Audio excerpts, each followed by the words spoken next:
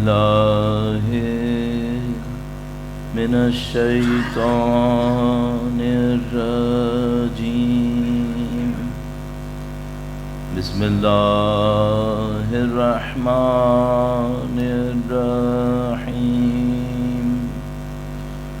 الحمد لله رب العالمين، والصلاة والسلام على سيد الأنبياء والمرسلين، حبيب إله العالمين أبي القاسم محمد صل على آل محمد وعلى آله الطيبين الطاهرين، سيما بقية الله في الأراضين. قال الله تعالى في كتابه الكريم: بسم الله الرحمن الرحيم. أم حسبت أن أصحاب الكهف والرقيم كانوا من آياتنا عجبا. درود بھیجے گا محمد و آل محمد پر. صلی علی محمد آل محمد وعجل فرجهم. خدا نے مثال کا انتہائی احسان، انتہائی لطف و کرم ہے. اس نے ہمیں زندگی میں بصیرت نصیب کی، اہل بیت اطہار علیہ السلام کی تعلیمات سے تعلق وابستگی نصیب کی، ان کے راستے پر چلنا نصیب کیا.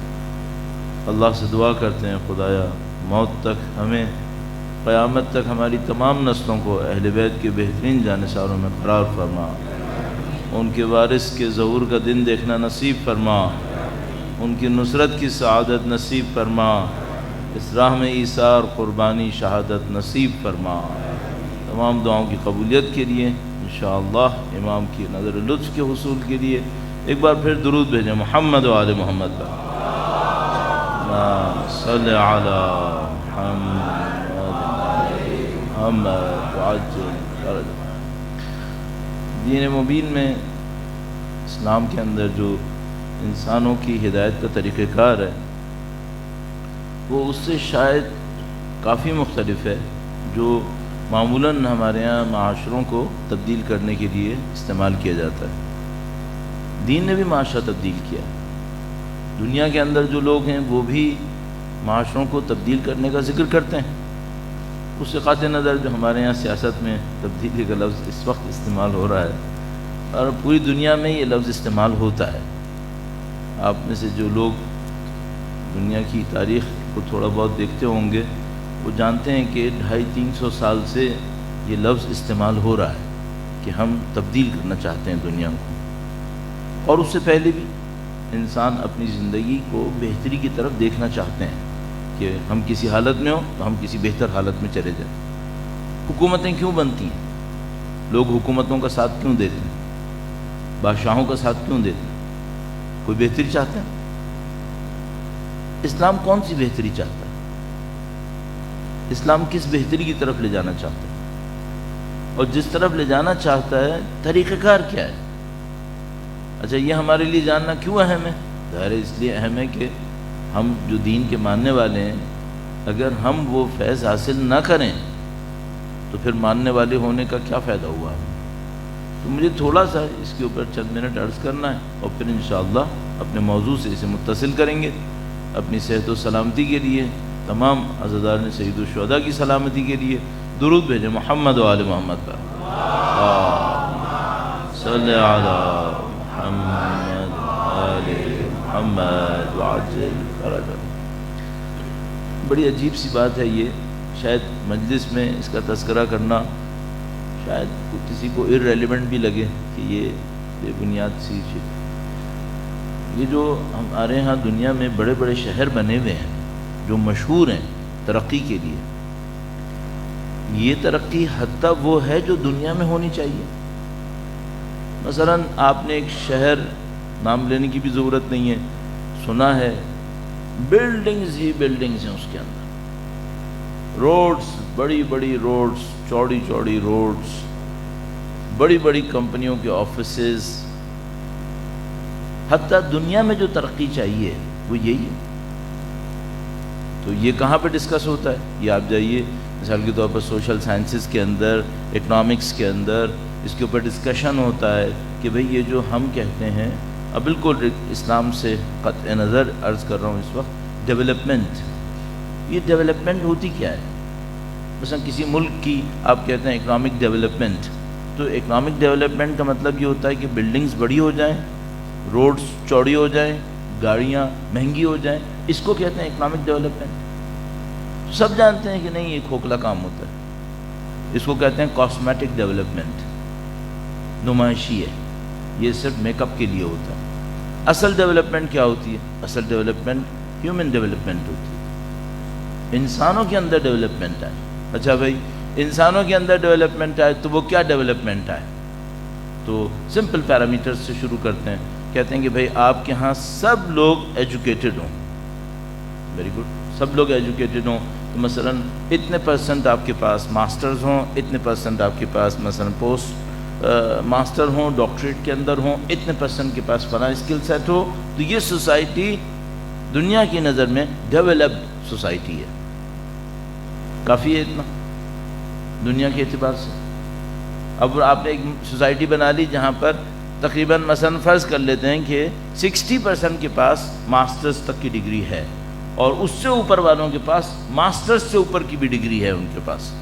صحیح ہے. تو آپ کہتے ہیں نہیں بھائی یہ تو ایجوکیشن میں ہو گیا نا. اب یہ بتائیں کہ ان کو امپلائمنٹ ملا یا نہیں ملا، ان کو جاب آئی یا نہیں آئی.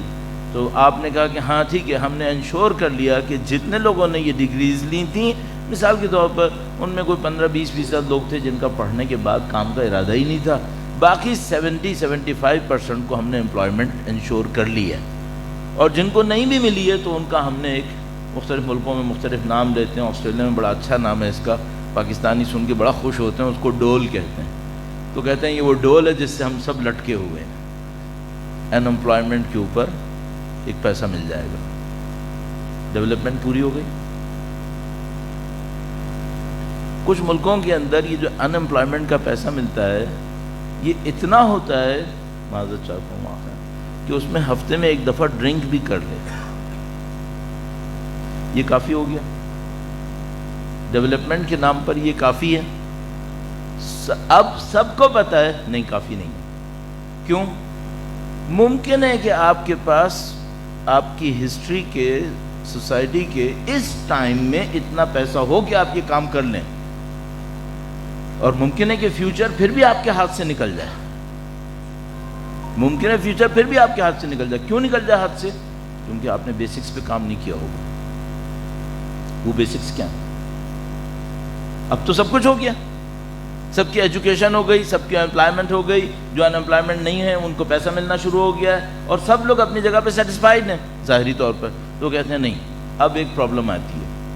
جب یہ ٹائم آپ گزار لیتے ہیں تو یہاں سے ایک اور پرابلم شروع ہوتی ہے. وہ یہ کہ سب کو گھر مل گئے، سب کے بچوں نے ایجوکیشن میں اچھی کامیابی لے لی، سب کو جاب مل گئی، سب کے پاس سب کچھ آ گیا. اب ایک مشکل آتی ہے. اس کو کیا کہتے ہیں؟ اس کو ہم کہتے ہیں post modern societies. Post modern societies.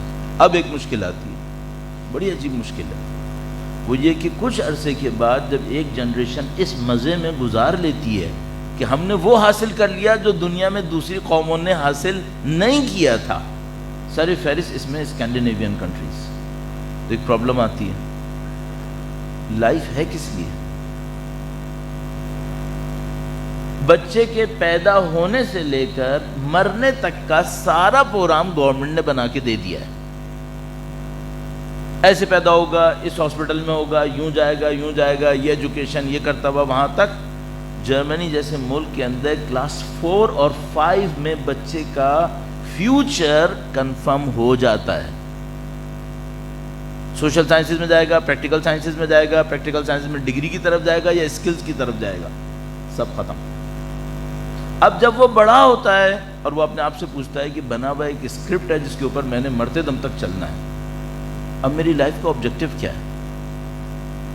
تو اب آپ اس میں ایڈ کرتے ہیں وہ یہ کہ آپ کو یہ مزہ ملے گا, آپ کو یہ مزہ ملے گا, ہفتے میں 5 دن آپ جاب کریں گے, 2 دن آپ مزے لیں گے, سال کے اندر 45 دن آپ کو لیو مل پائے گی, مثلا 30 دن لیو مل پائے گی, اس میں آپ ویکیشن پہ جائیں گے, پھر آپ کا ایک گھر شہر میں ہوگا, ایک گھر جو ہے وہ چھوٹا سا آپ کا پہاڑیوں کے اوپر ہوگا, پھر ایک گاڑی آپ کے پاس ہوگی اور ایک کشتی بھی ہوگی, یہ سب کام بھی ہو گیا. اس کے بعد اب کیا مشکل ہے بھائی؟ سب کچھ تو ہو گیا. اب ان کے پاس ایک کوشچن آتا ہے, زندہ کیوں ہے؟ کر لیا سب کچھ, صحیح ہے. اسلام کیا تبدیلی لانا چاہتا ہے؟ درود بھیجے گا. میں 1400 سال پہلے کا ایک منظر آپ کی خدمت میں عرض کرتا ہوں. اللہم صلی علی محمد آل محمد وعجل فرج. یہاں جو ڈیولپمنٹ کے نام پہ کرے گا وہ یہ کرے گا. اب آپ آئیں دینی پیرامیٹرز کے اندر. اللہ کے نبی تشریف لائے, مکہ میٹروپولیٹن ٹائپ کا ایک شہر تھا. وہاں سے اللہ کے نبی نے بڑے بڑے تاجروں کو اپنے ساتھ لیا, ان کو مائیگریٹ کروایا, ان کو ایک گاؤں کے اندر اس زمانے کے حساب سے مدینے کے اندر لے کر آ گئے. اب لوگ نیو یارک سے اٹھ کر ایک چھوٹے سے شہر کے اندر آ گئے اور وہ وہاں بیٹھے ہوئے ہیں. کیا اللہ کے نبی نے سب کو لال اونٹ پہنچا دیے؟ نہیں. اللہ کے نبی نے سب کو گھر دے دیے؟ نہیں. ان کے نزدیک ترین اصحاب اتنے فقیر تھے کہ مسجد کے ایک چبوترے کے اوپر رہتے تھے, اس کو اصحاب صفہ کہتے تھے. جب دشمن سے جنگ لڑنے جاتے تھے تو ان کی غربت کا بعض اوقات یہ عالم ہوتا تھا کہ وہ خود بیان کرتے ہیں کہ مثلا کبھی ایسا بھی ہوتا تھا کہ ہم ایک کھجور منہ میں لیتے تھے, تھوڑا سا طاقت پکڑتے تھے, دوسرے کو پکڑا دیتے تھے. ان لوگوں نے نبی کے خلاف بغاوت کیوں نہیں کی؟ کیوں نبی کا ساتھ دیتے رہے؟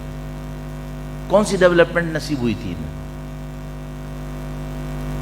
تو یہ دنیا کا بڑا عجیب معرکہ ہے کہ جو انبیاء کے ساتھ ہوتے ہیں, اولیاء اوصیاء کے ساتھ ہوتے ہیں, سید الشہداء کے ساتھ تھے, ان کو ڈیولپمنٹ کا کون سا فیز دیکھنے کو ملا جس کے ہوتے ہوئے انہوں نے دنیا کی ساری نعمتوں کو ٹھکرا دیا اور وہ ان لوگوں کے ساتھ کھڑے رہے؟ اب میں آپ سے ایک بات پوچھوں گا, وہ آبجیکٹو ہمارا بھی یہی ہے؟ تو ہم کس پٹری پہ بیٹھے ہیں اس وقت؟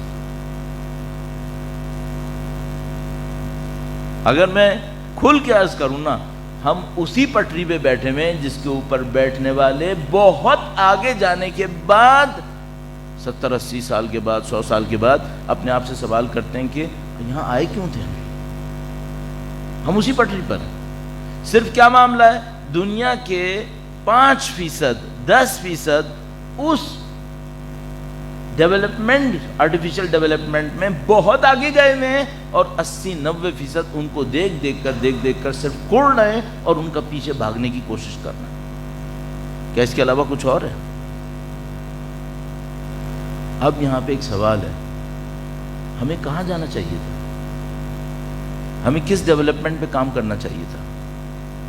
اچھا, اب ممکن ہے کوئی یہاں پر کوئی ایسا بیٹھا اور وہ کہ مولانا پہلے ہی مسلمان بہت پیچھے ہیں اور آپ لوگ ایسی باتیں کر کے ان کو اور پیچھے کر دو گے.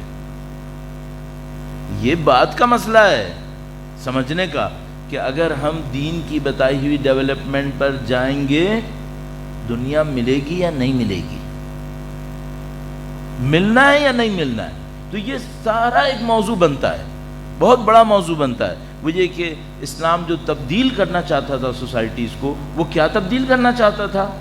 ہم لوگ کس تبدیلی کے اوپر چل رہے ہیں؟ میں نے عرض کیا, بالکل صاف سی بات ہے, ہم لوگ تقریباً 55 اسلامک ملک جو اس وقت ہمارے پاس ہیں, آلموسٹ سب کے سب اسی ڈیولپمنٹ کے اوپر کام کر رہے ہیں, اسی پٹری پہ چڑھے بیٹھے ہیں جس پر وہ ہمیں بٹھانا چاہ رہے تھے. ہم وہیں گھسیٹے چلے جا رہے ہیں. ہاں ہم سب کے معاشروں کے اندر کچھ لوگ ایسے موجود ہیں جنہوں نے یہ انلائٹمنٹ حاصل کر لی کہ یہ راستہ صحیح راستہ نہیں ہے، لیکن ان کی معاشرے کے اندر سے نہیں ہے، ان کی معاشرے کے اندر بات نہیں ہے۔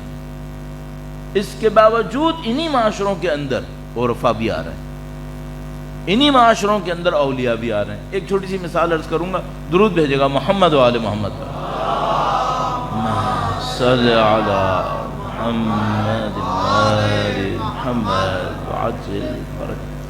میں بعض اوقات اس معاملے کے اوپر بہت حیران ہوتا ہوں کہ معاشرے کا جو ظاہر ہوتا ہے، چونکہ یہ ڈومیننٹ ہوتا ہے، جو بھی دیکھنے والا ہوتا ہے وہ اس کو دیکھ رہا ہوتا ہے، تو معاشرے کے جو ڈومیننٹ اوپر کا کرنٹ ہوتا ہے اس کے نیچے جو چل رہا ہوتا ہے اسے لوگ نہیں دیکھ پاتے، اور کتنی بری غلط فہمی کے اندر پھنس جاتے ہیں۔ پازیٹیو نیگیٹو دونوں کے اندر ہوتا ہے۔ قرآن کریم نے ایک مثال فرمائی ہے، فرمایا کہ کبھی جب بہت زیادہ تیز بارش آتی ہے جیسے کہ آج کل آ رہی ہے، تو کہا کہ ندی نالے بہنے شروع ہو جاتے ہیں جو خشک پڑے ہوتے ہیں، تو ان میں خس و خاشاک بہنے لگتا ہے، جیسے کنکر اور پتہ نہیں لکڑی کے ٹکڑے اور یہ پتے اور سب، یہ سب بہنا شروع ہو جاتے ہیں۔ یہ سب بہتے ہیں، اور آپ میں سے جو لوگ ناردرن ایریاز کے ہیں وہ جانتے ہیں کہ جب پانی فلو میں آتا ہے تو پھر وہ کیا طاقت دکھاتا ہے، تو وہ بڑی طاقت دکھاتا ہے، اور پانی جو ہے اس کے اوپر ایک جھاگ آ جاتا ہے۔ تو خدا نے متعال فرماتا ہے کہ یہ جو جھاگ ہوتا ہے لوگ اس کو دیکھ رہے ہوتے ہیں، اور نیچے جو اصلی پانی کی طاقت ہے اس کو نہیں دیکھ رہے ہوتے۔ وہ اما زبد، زبد کہتے ہیں جھاگ کو، یہ جو جھاگ ہوتا ہے کچھ دیر میں یذهب جفاءً، یہ کچھ دیر میں خشک ہو جاتا ہے۔ وَأَمَّا مَا يَنْفَعُ النَّاسِ فَيَمْكُثُ فِي الْأَرْضِ، لیکن جو چیز لوگوں کو فائدہ پہنچاتی ہے وہ زمین کے اوپر باقی رہتی ہے۔ خدا نے تعالیٰ فرمایا تمہاری زندگی میں دو فیز ہیں، ایک وہ ہے جو جھاگ کی طرح ہے، اچھلے گا، کودے گا، پیٹرنز بنیں گے، خوبصورت لگے گا، یہ ہوگا وہ ہوگا، اور دیکھنے والا اس کے اندر غرق رہے گا، جبکہ اس کو پتہ نہیں ہوتا کہ جیسے ہی پانی اسٹیٹک ہوگا یہ جھاگ ختم ہو جائے گا۔ پھر کیا ہوگا؟ پھر وہ رہے گا جو لوگوں کو فائدہ پہنچائے۔ یہ ہماری دنیا ہے۔ آپ نے ایران انقلاب سے پہلے والے کے بارے میں کیا سنا ہے؟ بے پناہ فحاشی تھی، بے پناہ مادہ پرستی، بادشاہ کرپٹ تھا، لوگ بے خبر تھے، غافل تھے۔ جو برائی آپ کے ذہن میں آ سکے ایک معاشرے کے اندر، یعنی تصور کیجئے کہ یہاں بیٹھ کے بتانا تو ناممکن ہے اور صحیح ہے بھی نہیں، کہ اگر آپ کو تصویریں بھی دیکھنے کو مل جائے نا جو 70s کی تھیں ایران کی، صحیح ہے، ہمارے ملک میں ابھی تک وہ فحاشی نہیں آئی ہے، اللہ کا کرم، خدا کا شکر۔ 40 سال کے بعد بھی ہمارے ملک میں وہ فحاشی نہیں آئی ہے جو انقلاب سے پہلے ایران میں آ چکی تھی۔ کہاں تھا ایران؟ صحیح ہے۔ اچھا، اب جب میں جا کر یہ دیکھتا ہوں کہ بھئی یہ فحاشی کا مرکز بنا ہوا تھا، تو وہ یہ وہ پاپولر کرنٹ ہے جو پوری سوسائٹی کے اوپر تھا۔ نیچے کیا تھا؟ نیچے میں نے ابھی ایک بنا رہا تھا، ایک اپنے لیے ایک فائل بنا رہا تھا کہ جس میں آج سے 200 سال کے اندر، پیچھے 200 سال کے اندر جو بڑے بڑے عرفاء آئے ان کی موومنٹس کو میں گراف میں لانے کی کوشش کر رہا تھا کہ کون سا کس شہر سے نکلا تھا، کس شہر میں گیا تھا، کس کس استاد کی سرپرستی میں اس نے علم عرفان حاصل کیا تھا۔ جس ٹائم پر مملکت شاہ کے زیر اثر بدترین فحشاؤں کو گزار رہی تھی، اس وقت یہ عرفاء ایک دوسرے کو تربیت دے رہے تھے۔ اچھا، کوئی جانتا تھا اس وقت ایران کو دیکھنے والا کہ یہاں اتنے عرفاء تربیت پا رہے ہیں؟ نہیں۔ آیت اللہ بہجت، آیت اللہ محمد حسین طباطبائی، ان کے بھائی محمد حسن طباطبائی، آیت اللہ دستغیب شیرازی، آیت اللہ مرتضیٰ طالقانی، پتہ نہیں کتنے لوگ، سینکڑوں لوگ اس فحشا کے زمانے میں ایرانی شہروں میں ایک دوسرے کی تربیت کر رہے تھے۔ اثر کیا ہوا؟ اثر وہ انقلاب ہوا۔ صحیح، ہم لوگ بہت دھوکے میں آ جاتے ہیں۔ جلدی دھوکے میں آ جاتے ہیں۔ اچھا یہ جو ایک دوسرے کی تربیت کر رہے تھے، کیا یہ اسی معاشرے میں نہیں رہ رہے تھے؟ وہیں رہ رہے تھے۔ ان کو مادہ پرستی تنگ نہیں کرتی تھی؟ ان کو دیکھ کے لوگ ان کو ذلیل نہیں کرتے تھے؟ نعوذ باللہ کرتے تھے۔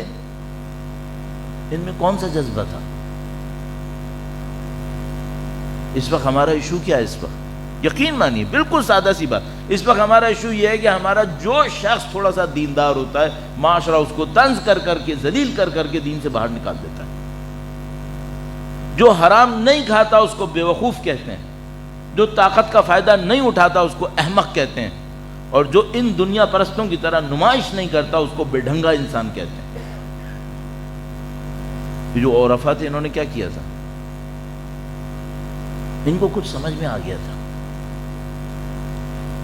جو سمجھ میں آیا اس کے اوپر اتنے مطمئن ہوئے کہ دنیا بھر ان کو ہمارے لفظوں میں خوار کرتی رہی، یہ نہیں ہلے، اور ان کے پاس وہ طاقتیں تھیں کہ اللہ جانتا، ایسی طاقتیں تھیں جو ہمارے ہاں کسی کے پاس اس کی مثلا سمجھ لو روپے میں 1 پیسہ بھی ہو 1% آف 100 تو وہ اچھل کے پورا بازار گرم کر لے گا یہاں پہ کہ میں یہ ہوں میں وہ ہوں، اور ان کے پاس تھا سب کچھ، وہ ہلے نہیں تھے۔ اس کو کہتے ہیں ڈیولپمنٹ۔ آپ اس پہ کام کریں،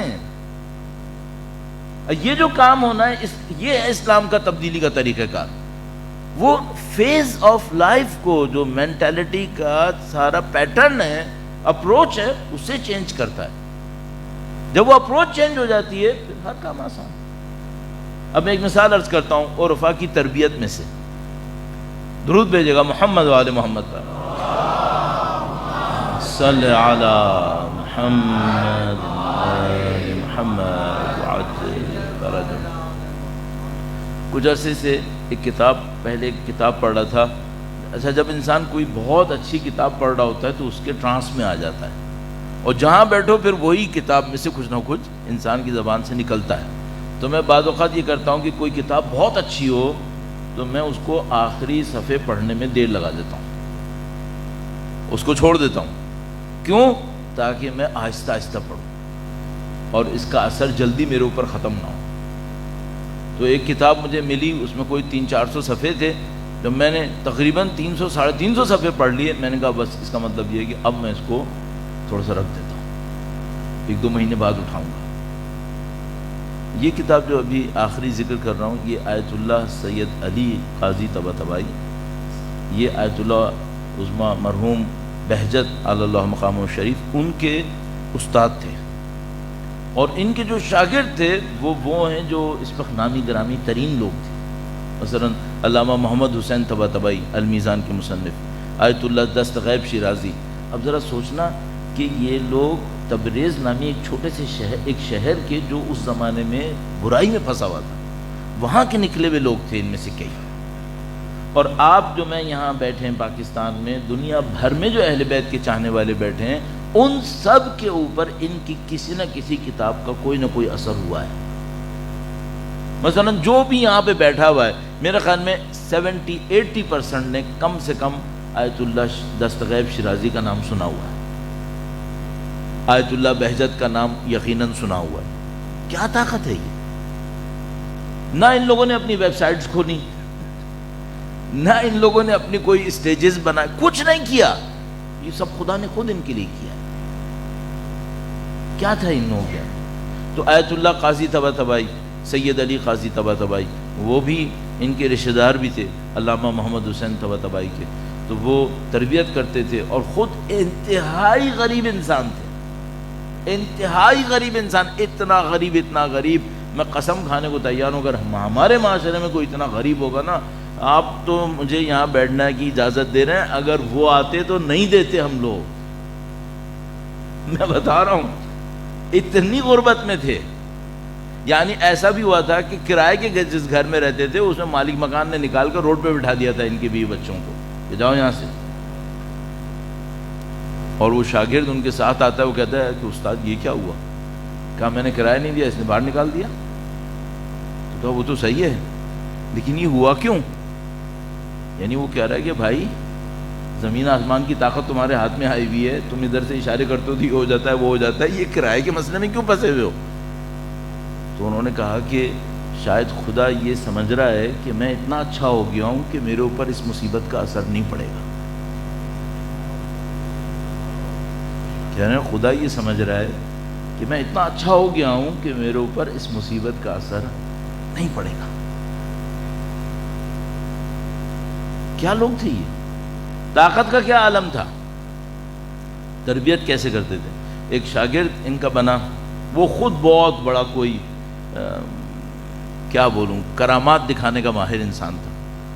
تو وہ ایک جگہ پہ چل رہے تھے، وہ ان کے ساتھ ساتھ چلنا شروع ہوا. اس نے کہا میں نے آپ کا نام سنا ہے اور میں نے اتنی عرصی اتنی عمر گزار دی ہے اور میں چاہتا ہوں آپ میری تربیت کریں. اور وہ خود بہت بڑا ایک کرامات کے حساب سے، طاقت کے حساب سے. تو انہوں نے کہا کہ ہاں میں تربیت تو کرتا ہوں.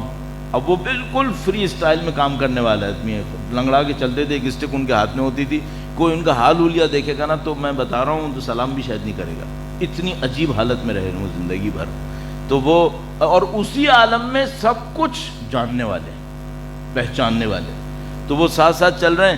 اس کے ساتھ ہی ایک نہر سی چل رہی تھی جو نجف سے کربلا کے راستے میں، جو مشہور راستہ، اس کے علاوہ ایک اور راستہ ہے، اس میں ایک نت نہر بھی چل رہی ہوتی ہے. تو وہ جو نیا طالب علم بننا چاہتا تھا ان کا شاگرد، وہ بھی ایجڈ آدمی، تو اس نے کہا کہ آپ میری تربیت کریں. اب یہ جانتے ہیں یہ آدمی کون ہے کہ بھئی یہ کیا ہے، کس طریقے سے ہے. کہنے کہ ہاں میں تربیت تو کرتا ہوں لیکن یہ ہے کہ پہلے بتاؤ کماتے کہاں سے ہو. تو اس نے کہا کہ اس کا کیا ذکر ہے. تو کہا نہیں، میری تربیت میں جو بھی رہتا ہے جب تک وہ حلال نہیں کماتا اور اپنی محنت سے نہیں کماتا میں اس کو اپنا شاگرد نہیں بناتا. اچھا یہ اپنے ہر شاگرد سے یہ کہتے تھے کیا؟ نہیں. اس سے کیوں کہہ رہے تھے؟ اس نے خود بعد میں بتایا. کہنے لگا اصل میں انہوں نے مجھے اس لیے کہا تھا کہ بہت عرصے سے میرے اندر ایک کرامت آ گئی تھی، جو میں سوچتا تھا وہ مجھے مل جاتا تھا. کہنے لگا میرے اندر یہ تھا تو میں کام کاج کچھ نہیں کرتا تھا. میں سوچتا تھا آج دوپہر مجھے مچھلی کھانی ہے، وہ مچھلی نے آنا ہے. میں اگر سوچ لوں نا رات کو مجھے سونا چاہیے تو سونا آئے گا. کہنے لگا میں نے دیکھا مجھے کمانے کی ضرورت ہی نہیں، جب خود ہی خدا بھیج رہا ہے اور میں کوئی حرام نہیں کروں گا، صرف سوچوں گا کہ یہ چاہیے مل جائے گا. تو بلا جو میں کمانے کی کیا ضرورت ہے، اپنا وقت عبادتوں پہ لگاتا تھا میں. تو انہوں نے پہلا سوال اس سے یہ کیا کماتے کہاں سے ہو. تو اس نے اب ٹالنے کی کوشش کی، اس کو پتا تھا کہ ان کو بھی سمجھ میں آ گیا کہ میں کیا کر رہا ہوں. تو کہنے کہ جب تک حلال نہیں کماتا نا کوئی، میں اس کو ساتھ نہیں رکھتا اپنے، جاؤ کچھ اور کرو. اس نے کہا کہ نہیں نہیں میں آپ کے ساتھ چلنا چاہتا ہوں. کہنے کہ بتاؤ کہاں سے کماتے ہو. اور وہ کیا کرتا، اس نے یوں ہی اپنے استاد کو دیکھا، ایک مچھلی کود کر دونوں کے سامنے گر گئی. کہا ایسے کماتا ہوں، جو چاہتا ہوں ہوتا ہے. دیکھیں ابھی میں نے چاہا مچھلی آئے، مچھلی کود کے آ گئی سامنے. انہوں نے مچھلی ہاتھ میں اٹھائی، پانی میں ڈالا، کہ اگر ہمارے ساتھ چلنا ہے تو نہیں ہوگا. کہنے لگا میں سارے راستے کوشش کرتا رہا دوبارہ مچھلی آ جائے، نہیں آئی، نہیں آئی. اور پھر کہنے لگے آخر راستے کے نزدیک آ کر انہوں نے مجھ سے کہا بھائی ساتھ چلنا ہے نہیں چلنا ہے، یعنی ٹرائی کر لی نا، نہیں آ رہی مچھلی، اب بتاؤ یہ قربانی دے کے ساتھ چلو گے یا نہیں چلو گے. تو اس نے کہا میں نے اپنے دل میں سوچا کہ میں تو ساری زندگی کرتا آ رہا ہوں، اس کا مطلب ہے اگر میں ابھی ان کے ساتھ نہیں چلا تو میں ساری زندگی یہیں پہ رکا رہوں گا اور مجھے اس کو قربان کرنا پڑے گا. یہ ڈیولپمنٹ ہے، یہ رائٹ ڈیسیشن تھا کہ اگر میں ان کے پیچھے نہیں چلا تو میں جادو میں مبتلا رہوں گا. یہ جادو مجھے ملا رہے گا لیکن میں انسان نہیں بنوں گا جو مجھے بننا چاہیے تھا. صحیح ہے. کاش ہمیں یہ سمجھ میں آئے. جو ہمارا اصلی ٹاپک ہے نا وہ یہ ہے کہ ہمیں کب یہ سمجھ میں آئے کہ اس کے پیچھے بھی کچھ ہو رہا ہے. ہمارے ساتھ مشکل اصلی یہاں پہ چل رہی ہے. درود بھیجیں محمد و آل محمد. صلی علی محمد آل محمد. اچھا اب فرض کر لیتے ہیں کہ بھائی نام یہاں کوئی علی قاضی ہے، نہ یہاں کوئی محمد حسین طباطبائی، کریں کیا؟ یہاں تو خالی ہے میدان، ہم لوگوں کے حساب سے میدان خالی ہے. اچھا جہاں کسی دیندار سے سوال کرو، بات کرو، مجھ جیسے بھی اگر کوئی پوچھے تو میرے ذہن میں یہ آتا ہے اگر میں پاکستان نہ آتا نا 96 میں اور میں قم میں رہتا تو شاید میں بھی بہجت ہوتا، میں بھی یہی بولوں. اور جو یہاں پر ہے وہ اس سے کوئی بات کرو تو کیا کہا آغا صاحب آپ کو تو پتہ ہی ہے پاکستان میں حالات کیا ہیں، اگر ہم لوگ بھی ایران عراق میں ہوتے تو پتہ نہیں کیا ہوتے. جتنے لوگ ایران عراق میں ہیں وہ ویسے ہی پتہ نہیں کیا ہیں، ایک سے ایک فضول انسان پتہ نہیں کہاں کہاں بیٹھا ہوا ہے، وہ کچھ نصیب نہیں ہوا تاریخ سے لے کے یہاں تک. آپ کو ہی معلوم. اس کا مطلب ہے لوکیشن کا اثر نہیں ہے، یہ گوگل میپ نہیں ہے کہ لوکیشن آپ کی طے کرے گی کہ آپ کہاں ہیں. آپ کہیں پر بھی ہوں، آپ کا جو زندگی کا سوچنے کا طریقہ کار ہے یہ طے کرے گا آپ کہاں پر ہیں. پہلے آپ اس کو صحیح کریں. آپ کی سیٹلائٹ لوکیشن کچھ طے نہیں کرے گی، آپ کی روحانی معنوی ترقی یہ طے کرے گی کہ آپ کہاں پر ہیں. آیت اللہ بہجت کے کچھ شاگرد تھے جو پاکستان سے تعلق رکھتے تھے، بہت پہلے کی بات بتاؤں، 50-60 سال پہلے کی بات، اور وہ ایران کبھی نہیں آئے تھے، آغا بہجت کے شاگرد تھے. ان کے ایک اور شاگرد نے ایک دفعہ بتایا کہ وہ پاکستانی پتہ نہیں کتنے سال تک آغا کا شاگرد رہنے کے بعد ایک دفعہ ان سے ملنے آیا تھا. تو ہمیں پتہ چلا تھا کہ اچھا ان کا کوئی شاگرد پاکستان میں بھی ہے. اب مجھے نہیں معلوم وہ خوش نصیب انسان کون تھا، یقیناً اب تک دنیا سے جا چکا ہوگا. تو آپ کی جو سیٹلائٹ لوکیشن، جغرافیکل لوکیشن ہے، یہ کوئی فرق نہیں پڑے گا. آپ کو اور ہمیں دیکھنا پڑے گا ہماری اپروچ کیا ہے لائف سے. اچھا وہ جو اپروچ کیا ہے وہ کیا ہے، وہ کل آپ کی خدمت میں تھوڑا سا عرض کیا تھا کہ بھائی سب سے پہلے یہ دیکھو کہ دنیا میں ایک ظاہر ہے، اس دنیا میں ایک باطن بھی ہے. اگر آپ نے اور ہم نے اس کے اوپر محنت کر لی کہ وہ جو باطن میں اچھا ہے وہ کیا ہے، تو پھر یہ ظاہر ہمیں تنگ نہیں کرے گا، پھر ہم اس کے اوپر کام کر سکیں گے. باتیں بہت ہو گئیں، ایک دو پوائنٹس جو ہیں وہ پریکٹیکل ٹائپ کے پوائنٹس، کیونکہ اس میں بہت زیادہ پریکٹیکل پوائنٹ دیے نہیں جا پاتے. فلسفی کلیئر ہو جائے تو بہت ساری چیزیں آسان ہوتی ہیں. عرض کرنے کی کوشش کرتا ہوں، درود بھیجے گا محمد و آل محمد پر. صلی علی محمد آل محمد وعجل برکاتہ. کل آپ کی خدمت میں کامیابی اور سکون کے بارے میں عرض کیا تھا تھوڑا کہ بھئی آپ کو سکون کب ملتا ہے، آپ کو کامیابی کیسے نصیب ہوتی ہے. تو اس میں تھوڑا سا پوائنٹ آپ کی خدمت میں عرض کیا تھا کہ بھئی پوری دنیا میں چھیننے کے اوپر ہوتا ہے اور اسلام کے اندر دینے کے اوپر ہوتا ہے. اچھا اگر کوئی اس فارمولے کو صحیح سے سمجھنا شروع کر دے تو آگے کیا ہونے والا ہے کہ بھئی پیٹرن ہماری دنیا کا کچھ اور ہوتا ہے، جو اصل میں پیچھے دین ہمیں گائیڈ کر رہا ہے وہ کچھ اور ہوتا ہے. ایک مثال عرض کرتا ہوں. ایک آدمی ہے، اس نے نئی جاب شروع کی ہے، فرض کر لیتے ہیں. اچھا وہ بہت ڈیسپریٹ تھا اپنی جاب ملنے کے لیے، بڑی مشکلوں سے اس کو کہیں نہ کہیں کوئی جاب مل گئی ہے. اب وہ بہت کوشش کر رہا ہے کہ میں جاب کو اتنا اچھا کروں کہ نمبر 1 یہ میرے ہاتھ سے نہ نکلے، کیونکہ اگر ایک دفعہ نکل گئی تو پھر پتہ نہیں کون سی ملے گی یا نہیں ملے گی. دوسری بات یہ ہے کہ میں اتنا اچھا کام کروں کہ اس جاب میں ترقی کرتا چلا جاؤں. صحیح ہے. اب یہ کیا کرے گا اس کے لیے؟ تو مثال کے طور پر اس کو اٹھنا ہے 8 بجے، پہنچنا ہے اپنی جاب کے اوپر. پتہ نہیں آج کل پاکستان میں جابس کے اوپر کتنے بجے پہنچنا ہوتا ہے. گورنمنٹ کا علیحدہ ہوتا ہوگا، پرائیویٹ سیکٹر کا علیحدہ ہوتا ہوگا، بزنسز کا علیحدہ ہوتا ہوگا، سروسز کا علیحدہ ہوتا ہوگا. بہرحال ہماری مثال میں 8 بجے پہنچنا ہے. لیکن یہاں پہ ایک مشکل آ رہی ہے. اگر وہ 8 بجے جاب پہ پہنچنا چاہتا ہے تو 7 بجے اس کو گھر سے نکلنا ہے. اگر 7 بجے گھر سے نکلنا ہے تو اس کو 6:30 بجے اٹھنا ہے، تیار ہونا ہے اور رائٹ ٹائم کے اوپر پہنچ جانا ہے. لیکن یہاں ایک مشکل آ رہی ہے.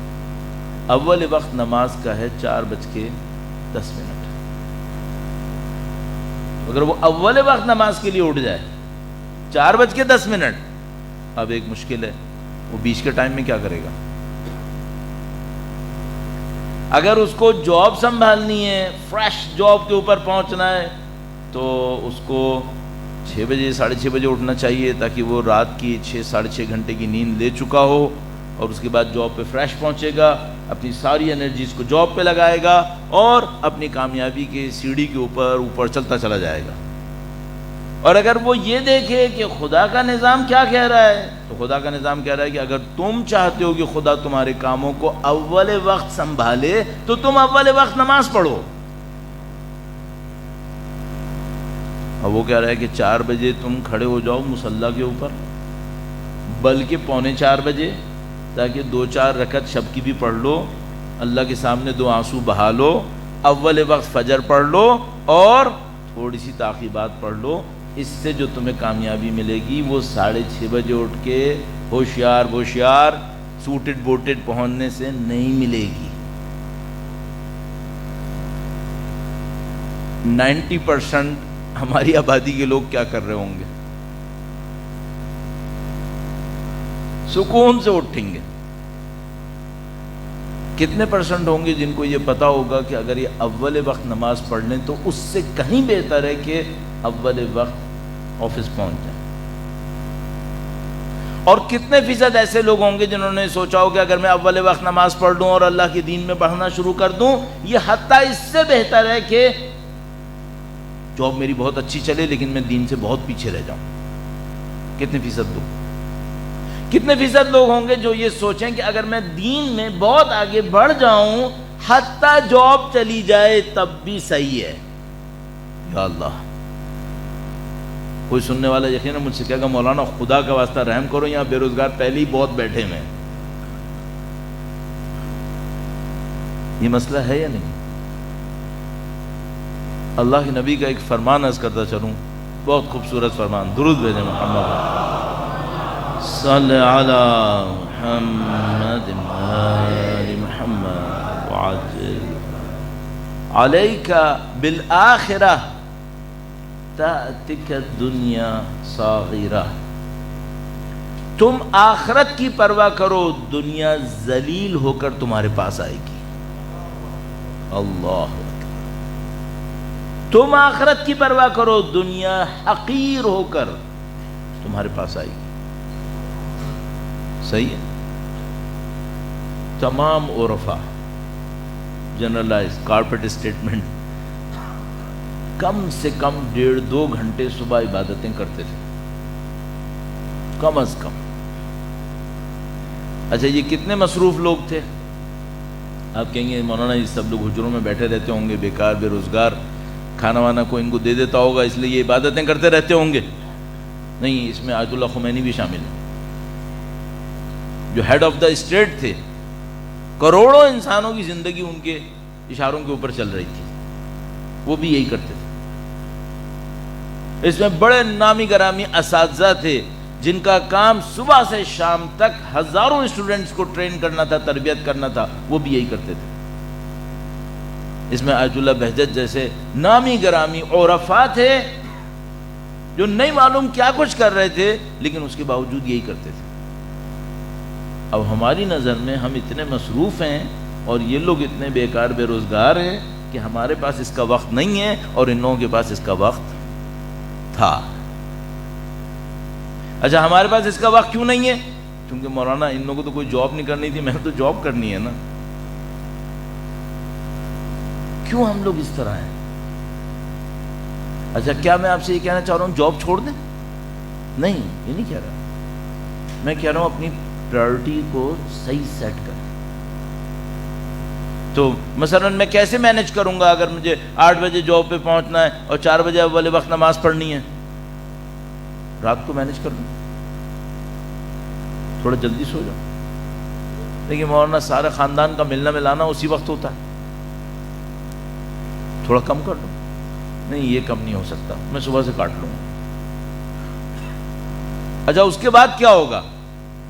اس کے بعد یہ ہوگا کہ میں اگر بہت اچھی صورتحال رہی تو میں صبح کو آخری وقت میں کہیں اٹھ کر ایک نماز پڑھ لوں گا، اس کے بعد دوبارہ سو جاؤں گا۔ دوبارہ یہ میں اچھے لوگوں کی باتیں کر رہا ہوں، ورنہ تو وہ کہے گا مولانا قضا پڑھنے میں کیا رہ جائے، زور اثر کے ساتھ قضا پڑھ لیں گے۔ تو میں اگر اٹھ کے نماز پڑھ لوں گا اور دوبارہ سو جاؤں گا اور 8 بجے جاب پہ پہنچ جاؤں گا تو اس میں فرق کیا پڑے گا؟ ایک فرق پڑے گا، تمہیں خدا نے برکتیں دینے کے لیے ایک وقت رکھا تھا، وہ تم نے مس کیا۔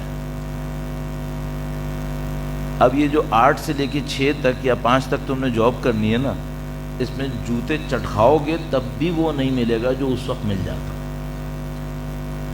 اب یہ ہوگا، ہو رہا ہے یا نہیں ہو رہا ہے؟ اٹھا کے دیکھ لو، ہو رہا ہے یا نہیں ہو رہا؟ ہو رہا ہے۔ اب بھی کسی کو عقل آئے گی کام صحیح کر لے؟ نہیں۔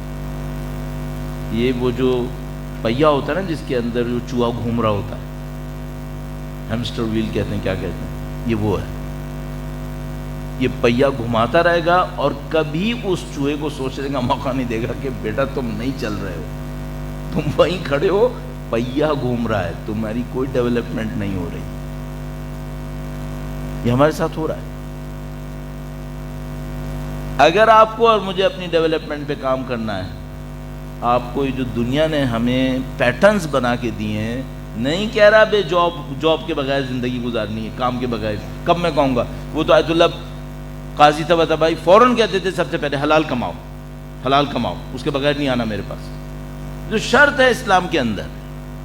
لیکن اس کے اوپر اپنی زندگی قربان کر رہے ہو اور ان برکتوں سے اپنے آپ کو محروم کر رہے ہو جس کے لیے خدا نے خلق کیا ہے ہمیں، یہ کہاں کا انصاف ہے؟ اچھا وہ بھی صحیح نہیں ہو رہا۔ میں تو سوچتا ہوں اگر ہم لوگ سویڈن ڈنمارک کی طرح ہوتے جنہوں نے دنیا میں کم سے کم اپنی ویلفیئر اسٹیٹ بنا لی تو پھر قابل قبول ہوتا کہ چلو بھائی دنیا میں تو ویلفیئر اسٹیٹ بنا لی، اب آخرت بنی ہے نہیں بنی۔ یہاں تو وہ بھی نہیں ہے، یہاں تو اس میں بھی مصیبت میں پھنسے ہوئے ہیں۔ اچھا وہ لوگ جن کو ہم سمجھ رہے ہیں نا کہ مصیبت میں نہیں پھنسے ہوئے، جا کے ذرا ان سے پوچھو وہاں پہ کیا ہو رہا ہے۔ ایک تو 40-45 لاکھ کے ملک ہیں، وہ تو ہمارے پنجاب کی کسی چھوٹے موٹے گاؤں اگر 2-4 ملا لو گے تو ان کی پورے ملک کی آبادی ہو جائے گی۔ اس 40-45 لاکھ میں بھی ذرا جا کے دیکھنا خودکشیوں کا ریٹ کیا ہے، زندگی ہے کیا وہاں۔ تو بھائی لبے لباب میں نے آپ کا بڑا وقت لیا، وہ یہ کہ اس پہیے سے باہر آ کر ذرا سا یہ جج کرنے کی کوشش کرو یہ جو لوگ کامیاب ہوئے تھے ان کے فنڈامنٹلز کیا تھے، یہ کن بنیادوں پہ محنت کر رہے تھے۔ اس میں جو سب سے بڑی رکاوٹ ہے، اس کو بھی میں کلیریفائی بار بار کر رہا ہوں کہ بھائی کوئی یہ نہ سمجھے کہ میں کہہ رہا ہوں لوگ کام نہ کریں، کاج نہ کریں، معاش پہ توجہ نہ دیں، بھرپور توجہ دیں، لیکن دوسروں کی باتوں کو سننے کے بعد کہ اگر تم نے یہ کیا تو یہ ہو جائے گا، وہ کیا تو وہ ہو جائے گا، اور تمہارے پاس اگر یہ نہیں ہوا تو تم ذلیل ہو جاؤ گے، خوار ہو جاؤ گے، ان میں مت پڑو۔ یہ دنیا کی باتیں کہیں کا نہیں چھوڑتی انسان کو۔ اس پہ جب تک آپ صبر نہیں کریں گے یہ معاملہ حل نہیں ہوگا۔ اب ایک جلدی سے ایک مثال اور دیتا ہوں، آپ کا وقت دیا میں نے، درود بھیجیں محمد و آل محمد پر، صلی علی محمد آل محمد۔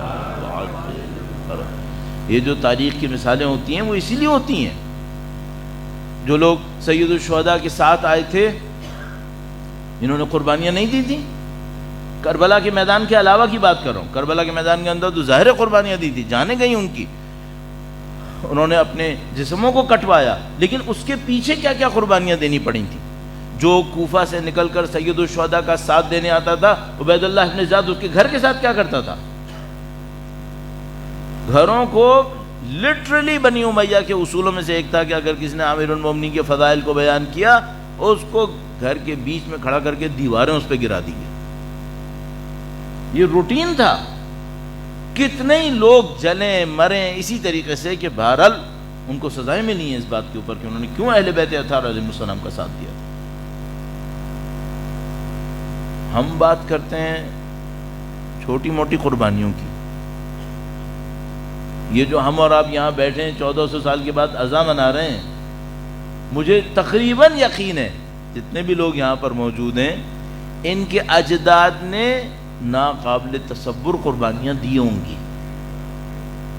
پوچھیں جا کے پیچھے کیا ہوا ہے۔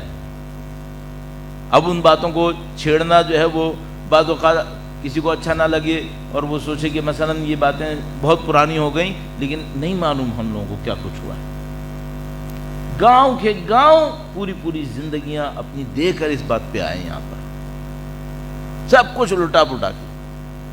ابھی بھی نشانیاں ہمارے پاس بہت ساری موجود ہیں۔ بہرحال تم جو لب لباب ہے عزیزان محترم، وہ یہ کہ ظاہر کا دھوکہ مت کھائیں، اپنے دین کے اندر جو تعلیمات آپ کو اس کے پیچھے لے جانے والی ہیں ان پہ بھی توجہ دیں۔ آپ کو اپنی زندگی کی برکتیں چاہیے، فنڈامنٹلز پہ کام کرو۔ فنڈامنٹلز کیا کہتے ہیں؟ فنڈامنٹلز یہ کہتے ہیں، پھر آپ کہیں گے مولویوں کی طرح بات شروع کر دیتے ہیں یہ لوگ، فنڈامنٹلز یہ کہتے ہیں نماز اول وقت پڑھو، کچھ بھی کرو اول وقت پڑھو، قربانی دو، نیند کی قربانی دو، کسی اور چیز کی قربانی، کیا قربانی دینی پڑے گی بھائی؟ زیادہ سے زیادہ یہ ہوگا لوگ رات کو 12 بجے تک مزے کر کر کے سو رہے ہوں گے، تمہیں 10 بجے سونا پڑے گا، قربان کرو۔ بغیر قربانی کی کسی کو کچھ نصیب نہیں ہونا ہے۔ اور میں یہ نہیں کہہ رہا ہوں کہ مثلا اب کچھ لوگ یہ کرتے ہیں پھر دن میں ایکسٹریمزم دکھاتے ہیں، میں مجبور ہو کے اس کی کلیریفیکیشن کے لیے پھر آ گیا۔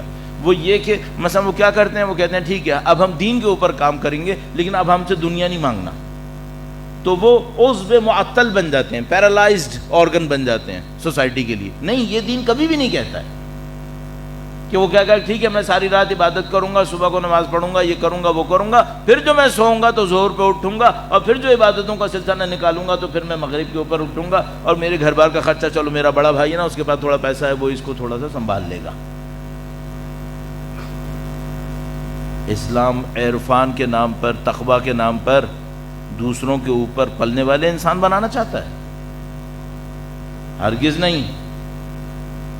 اسلام کہتا ہے رزق حلال کماؤ، 80%، 90% مختلف عبارتیں استعمال ہوتی ہیں، عبادت اس کے اندر ہے۔ معطل بننے کی کوئی کوشش نہ کرے عبادت کے نام پر۔ تو آپ بیلنس کریٹ کریں،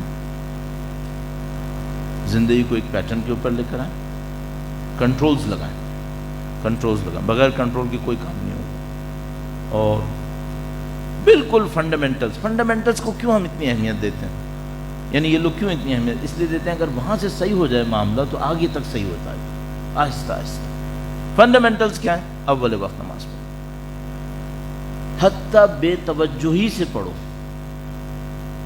حتیٰ اگر توجہ نہیں دے سکتے کوئی بات نہیں، اول وقت پڑھو، اس کی برکتیں ہیں، اس کی برکتیں۔ حتیٰ یہ آپ کہیں گے مولانا نے اپنی طرف سے نکال دیا، نہیں واللہ میں نے اپنی طرف سے نہیں نکالا ہے، یہ آیت اللہ بہجت نے اپنے استاد سے نقل کیا ہے، سید علی قاضی سے، کہ حتیٰ اگر کوئی بے توجہی کے ساتھ اول وقت نماز پڑھتا رہے خدا اس کو بھی معنوی مقام دے گا۔ اور انہوں نے فرمایا تھا اعلیٰ معنوی مقامات، اعلیٰ معنوی مقامات۔ اور ایک جملہ اور عرض کرتا چلوں، اور آپ اول وقت نماز پڑھیں اور اپنے دل میں امام حسین کو زندہ رکھیں، بس رزق حلال کے ساتھ، رزق حلال کے ساتھ اول وقت نماز پڑھیں، دل میں امام حسین زندہ رہے۔ یہ دل میں امام حسین زندہ رہے اس کا مطلب کیا ہے؟ اول وقت تو ہم نے کہہ دیا توجہ کے ساتھ نہ بھی ہو تب بھی چل جائے گا، دل میں امام حسین کیوں؟ میں نے نہیں کہا زبان پہ امام حسین رکھیں، بعض اوقات زبان پہ امام حسین ہوتا ہے دل میں نہیں ہوتا ہے، ماتم بھی کر رہا ہوتا ہے تب بھی دل میں نہیں ہوتا ہے، بعض اوقات کچھ نہیں کر رہا ہوتا، بیٹھا ہوا ہوتا ہے، دل میں امام حسین ہوتا ہے۔ دل میں ہونا ضروری ہے۔ نشانی کیا ہے؟ تجربہ آپ نے کیا ہوا ہوگا، پہلے سے کیا ہوا، ماشاءاللہ آپ لوگ اچھے عزادار ہیں الحمدللہ۔ دل میں امام ہونے کا مطلب کیا ہے؟ اس کا تجربہ کیا ہے؟ اس کا سادہ سا تجربہ ہے۔ ایک دفعہ میں کہیں آسٹریلیا میں تھا تو وہاں ایک شہر کے بارے میں لوگوں نے بتایا کہ مولانا وہ فلاں شہر ہے نا، وہاں پہ چھوٹا سا امام بارگاہ ہے فلاں ہے۔ میں نے کہا ہاں، کہنے کہ یہاں پہ ایک زمانے میں 3 شیعہ تھے، صرف 3 شیعہ، وہ بھی ایک ملک کے نہیں تھے، ایک اس ملک کا تھا ایک اس کو، یعنی کہ مولانا یہ 3 شیعہ، نہ انٹرنیٹ تھا نہ ان لوگوں کے پاس کچھ اور چیز ہوتی تھی، یہ شب عاشور محرم کے دنوں میں تینوں جمع ہوتے تھے، حدیث قصہ پڑھتے تھے، یا حسین کرتے تھے، یہ اس طرح مجلس کرتے تھے۔ اب آپ اور میں تجربہ کیسے کریں دل میں امام حسین ہونے کا؟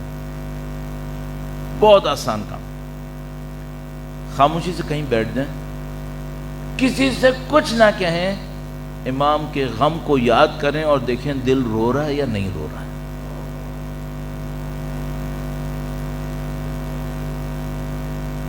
یہ تجربہ ضرور کیجئے گا۔ خاموشی سے بیٹھ جائیں گے، کوئی کیسے نوحہ نہ لگائیں، مجلس نہ لگائیں، کچھ نہ کریں۔ آپ نے زندگی بھر مصائب سنے یا نہیں سنے؟ سنے؟ خاموشی سے بیٹھ جائیں، سید الشہداء کے مصائب کو دل دل میں سوچیں، دل دل میں سوچیں، کچھ نہ کریں، ایک لفظ کہے بغیر اپنے دل سے پوچھیں رونا آ رہا ہے یا نہیں آ رہا ہے۔ امام کے مصائب،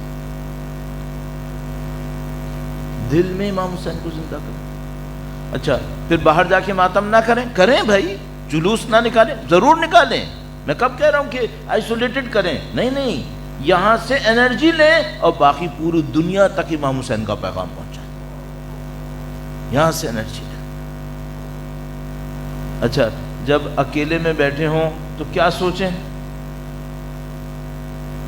میں کبھی ایسی لوگوں کے درمیان چلا جاتا ہوں جہاں پر ان کی زبان کچھ اور ہوتی ہے، میری زبان کچھ اور ہوتی ہے، ایک دو زبانیں مجھے آتی ہیں لیکن ظاہر ہے لاکھوں ہزاروں زبانیں نہیں آتی مجھے۔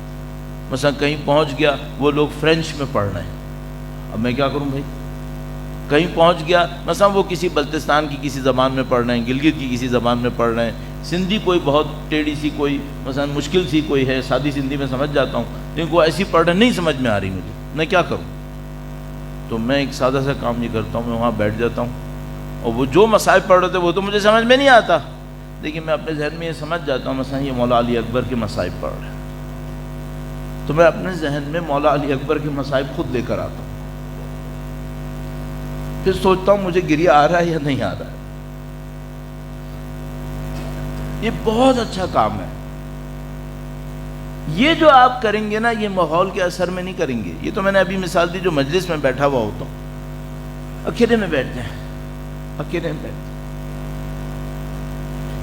کبھی ممکن ہو تو تھوڑا سا تاریکی میں بیٹھیں اور اپنے ذہن میں سوچیں جیسے آپ بھی زندان شام میں ہیں،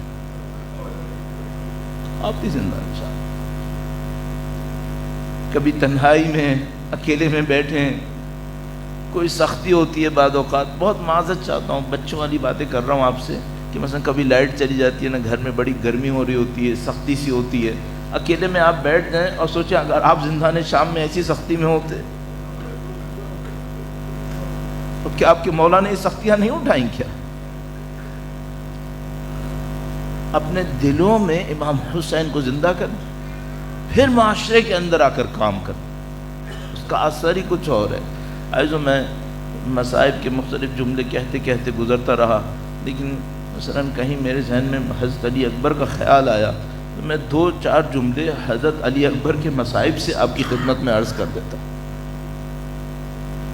مصائب کو پڑھنا ایک لحاظ سے بہت مشکل کام ہے، لیکن مصائب کو سمجھنا بہت مشکل کام ہے، سمجھنا بہت مشکل کام ہے۔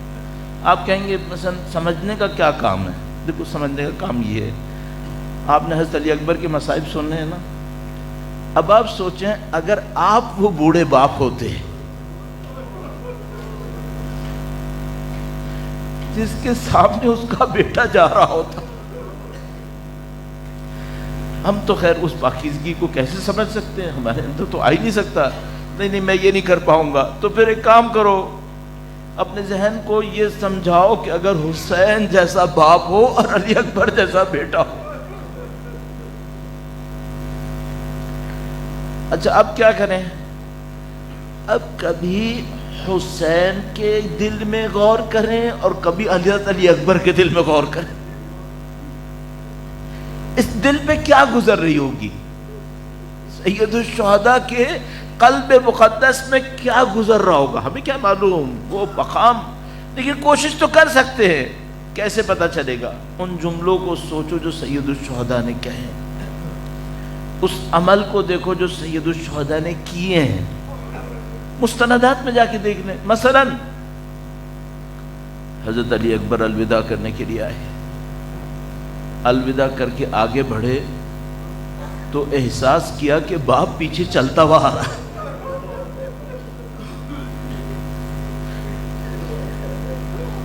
سید الشہداء نے گویا حضرت علی اکبر سے ایک جملہ کہا تھا. گہرائی میں جا کے سنیے, گہرائی میں جا کے سوچے کیا کہا اور مطلب کیا ہے, دل میں کیا ہو رہا ہوگا اس وقت. علی اکبر سے کہا, بیٹا دشمن تک پہنچنے سے پہلے مجھے مڑ مڑ کے دیکھتے رہنا. سوچو باپ کے دل پہ کیا گزرنا. سید الشہداء کو تو پتا ہے نا کہ میرے علی اکبر نے کیسے گرنا ہے. یاد ہے آپ کو شب عاشور سب کا بتایا تو کون کیسے گرے گا. سید الشہداء کو پتا ہے میرا بیٹا گرنے والا ہے ابھی, اس کے بعد کیا ہوگا. ایک یہ روایت ہو گئی. اس کے بعد ایک اور روایت ہے کہ جب حضرت علی اکبر زمین پر گرے, میں سب مصائب کو ختم کرتے ہوئے صرف 2-4 جملے, جب حضرت علی اکبر زمین پہ تشریف لائے, نہیں معلوم انہوں نے والد کو مدد کے لیے پکارا یا صرف سلام کہا. اب میں کیا کرنا چاہ رہا ہوں, میں جوان بیٹے کے دل میں جا کے دیکھنا چاہ رہا ہوں کہ بیٹا سوچے گا اگر میں نے باپ کو مدد کے لیے پکارا تو میرا بوڑھا باپ کیسے آئے گا یہاں, تو میں مدد کے لیے نہ بلاؤں, میں صرف سلام کروں. دیکھو حضرت علی اکبر نے اس کے لیے کیا کیا. جب وہ پانی مانگنے آئے تھے نا تو سید الشہداء نے کہا تھا, بیٹا علی اکبر جاؤ جنگ کرو, محمد مصطفیٰ تمہیں پانی پلائے گی. جب حضرت علی اکبر زمین پر گرنے لگے, انہوں نے نہیں کہا بابا میری مدد کو آئے, کہا بابا محمد مصطفیٰ تشریف لے آئے. گویا شاید کہہ رہے ہو علی اکبر بابا آپ مت آئے, آپ زحمت نہ کریں, یہ دشمنوں کا نرغہ ہے, یہاں پر مت آئیے گا. حضرت علی اکبر کی طرف جب سید الشہداء بڑھے ہیں, ابھی دو روایت اور عرض کروں گا, میرا دل کٹ رہا ہے. حضرت علی اکبر جب سید الشہداء علی اکبر کی طرف بڑھ رہے تھے, ایک موقع پہ ہمارے پاس روایت پڑھتے ہیں, کہتے ہیں علی اکبر سے کہا, بیٹا آواز دو, تمہارے باپ کو دکھائی نہیں دے رہا.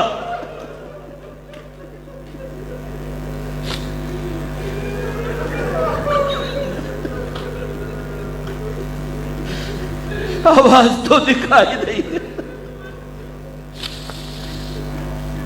اللہ اکبر. حضرت علی اکبر کی لاشیں پر پہنچے ہیں. اس کو بہت دفعہ ہم نے مصاحب میں سنا ہے. برچی کا معاملہ تھا.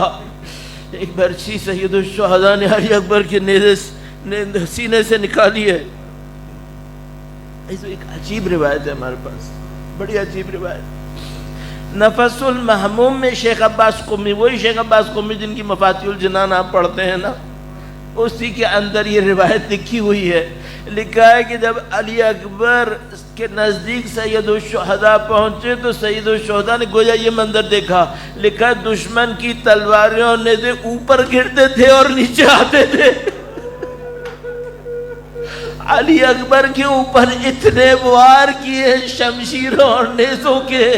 میں روایت ابھی عرض کرتا ہوں. عدید و بعض محدثین مؤرخین یہ کہتے ہیں کہ جب حضرت سید الشہداء علی اکبر کو اپنے سینے سے لگا کر لاشا گھسیٹ رہے تھے تو پیچھے سے لعین اکبر کے لاشے پر یہ مار رہے تھے.